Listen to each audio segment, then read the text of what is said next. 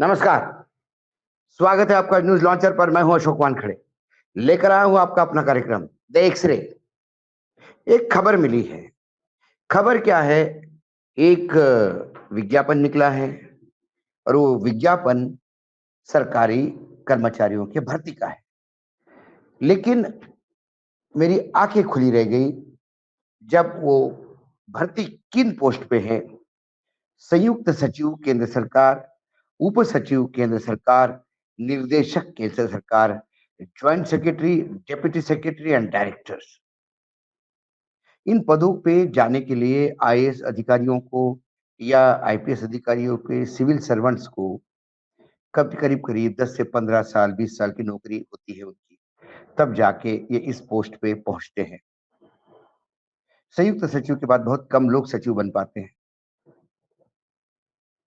तो 10-10 20-20 साल collector, additional collector से लेके एसडीएम से लेके कलेक्टर, कमिश्नर से बढ़ते बढ़ते राज्य में संयुक्त सचिव, राज्य में सचिव, फिर उसके बाद केंद्र में एक बहुत एक्सपीरियंस का निचोड़ लेके वो अधिकारी इन पदों पे बैठता है। और जब इन पदों पे बैठता है तो उसे ये भी पता होता है कि संविधान क्या चाहता है, संविधान क्या कहता है, क्योंकि वो संविधान का एक पहिया है, एक खंबा है, एक स्तंभ है, कार्यपालिका है।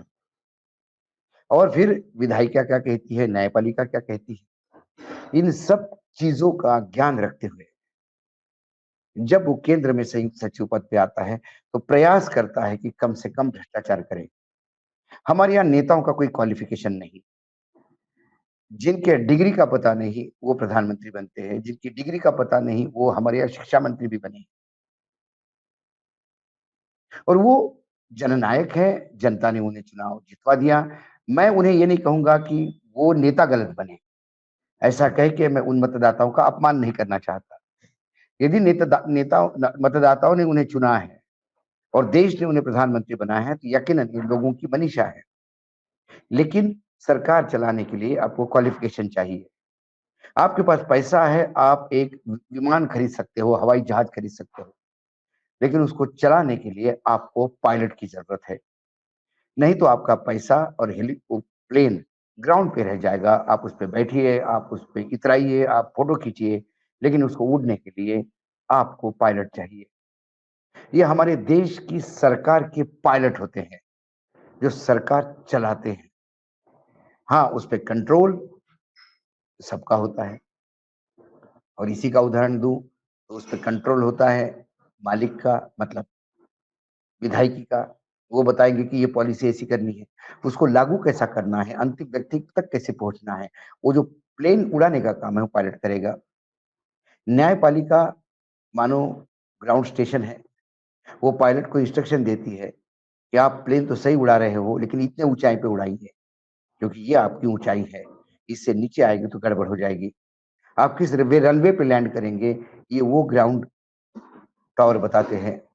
वो न्यायपालिका है जो इनको सीधे लाइन में रूल के हिसाब से रखते हैं। लेकिन इसी बीच में किसी मालिक ने, किसी करोड़पति ने अपने साले को उठा के कॉकपिट में बिठा दिया तो वो प्लेन उड़ेगा नहीं, उड़ा तो ग्राउंड हो जाएगा, क्रैश हो जाएगा। यही उदाहरण हमारे देश सरकार चलाने में है। ये जो 45 अपॉइंटमेंट होने जा रहे हैं संयुक्त सचिव, उप सचिव, निर्देशक के, ये डायरेक्ट भरे जाएंगे।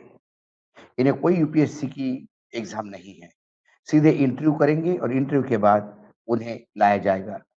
2018 में मोदी जी आने के बाद एक नया कंसेप्ट निकला। मोदी जी को लगा कि सरकार में एक्सपीरियंस लोग चाहिए और वो कुछ सेक्टर के लोग एक्सपीरियंस चाहिए, इसलिए सीधे इंडस्ट्रीज से शिक्षा विभाग, शिक्षा एजुकेशन इंस्टीट्यूट से सीधे लोग भरे जाएंगे उस जगह पे। और इसी कंसेप्ट के तहत 2018 में सीधे 9 पदों पे चयन हुआ था। लेकिन इस बार ये आंकड़ा 45 का है। जब मैं एक्सरे मशीन से ये खबर देखता हूं तो मुझे इसमें बहुत भयावह स्थिति सामने दिखती है। अब इसमें 10 संयुक्त सचिव हैं, ज्वाइंट सेक्रेटरीज, 35 जो है वो डिप्टी सेक्रेटरीज और निर्देशक हैं। Directors and deputy secretaries. अब मंत्रालय वाइज यदि देखा है तो वित्त मंत्रालय में इसमें से 2 लोग और रिक्रूटमेंट होंगे। गृह मंत्रालय और आईटी मंत्रालय प्रौद्योगिकी में 1-1 रहेगा। कृषि में 8 लोग रहेंगे। शिक्षा में 2 अपॉइंटमेंट होंगे। विदेश और नागरिक उड्डयन में 1-1 अपॉइंटमेंट होगा। इनका 3 साल के लिए इनको जगह मिल जाएगी, मतलब अपॉइंटमेंट मिल जाएगी। 5 साल फिर एक्सटेंड होगी उनकी देख के और फिर एक्सटेंशन मिलता जाएगा। इन्हें कम से कम जॉइंट सेक्रेटरी लेवल के आदमी को 15 साल का अनुभव चाहिए अपने सेक्टर का। निर्देशक को यानी डायरेक्टर को ये 10 साल का और उप सचिव को 7 साल का। उसी हिसाब से आयु का भी स्लैब रखा हुआ है। जॉइंट सेक्रेटरी जो है वो 40 से 55 के बीच आयु में होंगे। जो डायरेक्टर होंगे वो 35 से 45 के बीच में और निर्देशक जो है 32 से 40 के बीच में। और कौन इसमें कर सकता है, अपॉइंट कर सकता है? केंद्र सरकार का कर्मचारी छोड़ के बाकी कोई भी राज्य सरकार का एम्प्लॉय कर सकता है, कॉर्पोरेट सेक्टर के लोग कर सकते हैं, इसमें शिक्षा विभाग के कर सकते हैं, इसमें सरकारी उपक्रमों के लोग कर सकते हैं। ये सबके लिए खुला है। क्या ये ज़रूरी है? प्रधानमंत्री का ये सोच मैं नहीं मानता कि ये गलत है, कि जिसमें वो कहते हैं कि सेक्टर के एक्सपर्ट हमारे साथ होने चाहिए। होने चाहिए, बिल्कुल यकीनन होने चाहिए।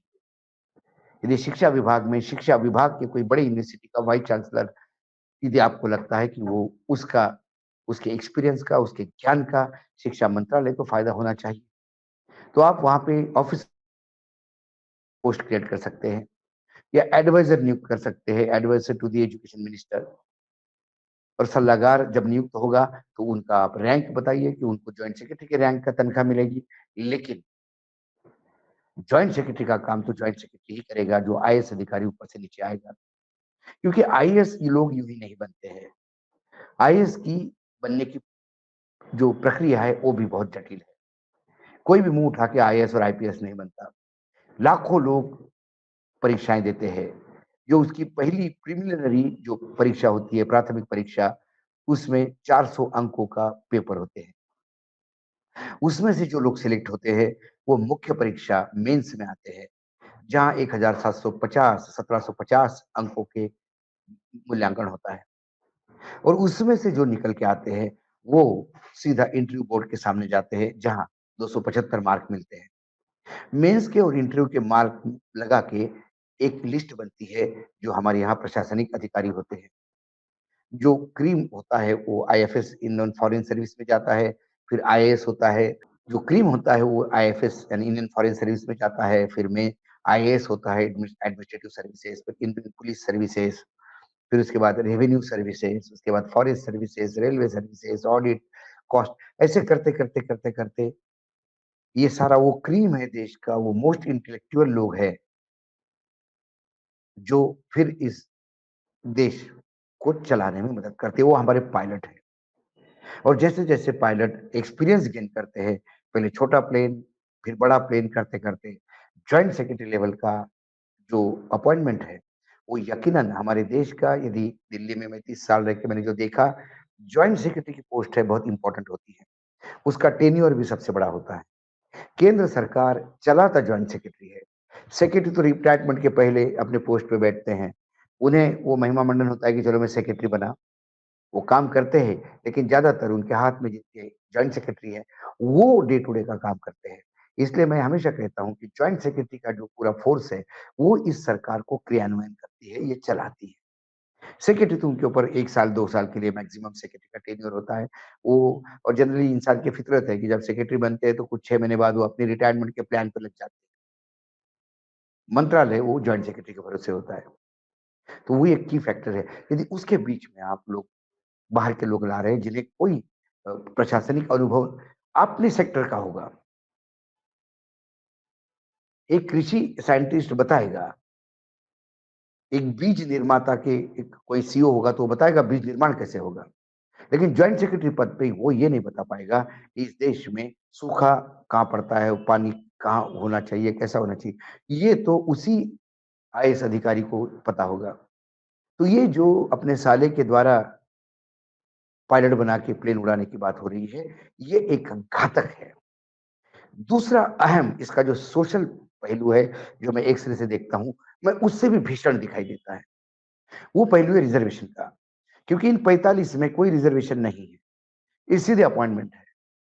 यदि ये 45 जॉइंट सेक्रेटरी सेक्रेटरी यदि उस कैडर से आते, उस प्रोसेस से आते आईएएस, यूपीएससी के, तो फिर उसमें एससी, एसटी, ओबीसी के लिए रिज़र्वेशन होते।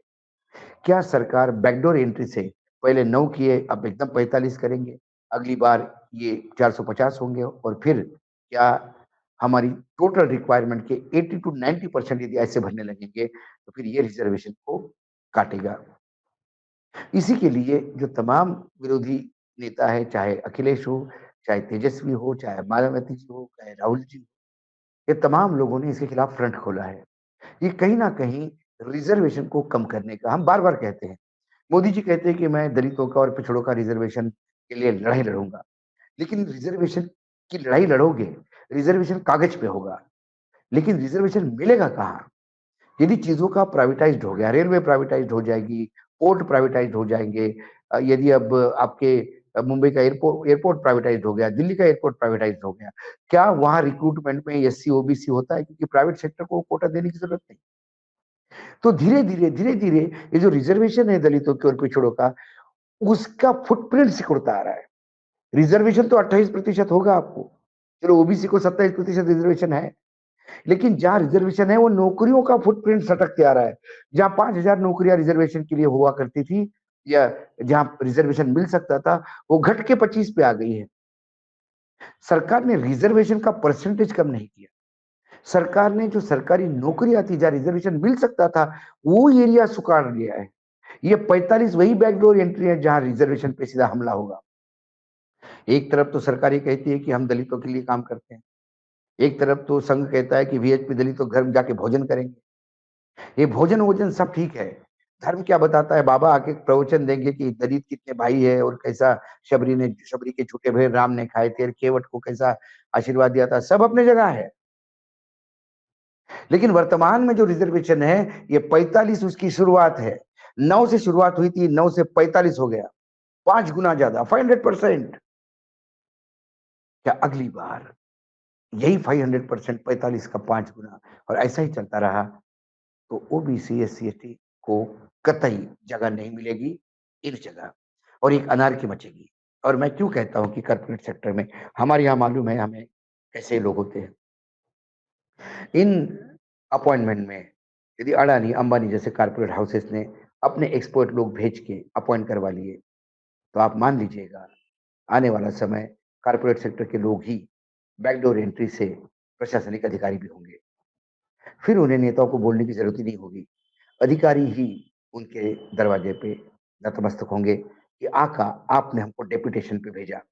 क्या कॉर्पोरेट सेक्टर के कंपनियों का इंटरेस्ट देखने के लिए वहाँ से ये लोग केंद्र सरकार के डेपुटेशन पे आएँगे। ये एक डर है, जो आने वाले समय में बहुत ज़्यादा उभरता हुआ दिखाई दे रहा है। आज इतना ही, फिर आता हूँ किसी विषय के साथ, तब तक के लिए नमस्कार। देखते रहिएगा न्यूज़ लॉन्चर।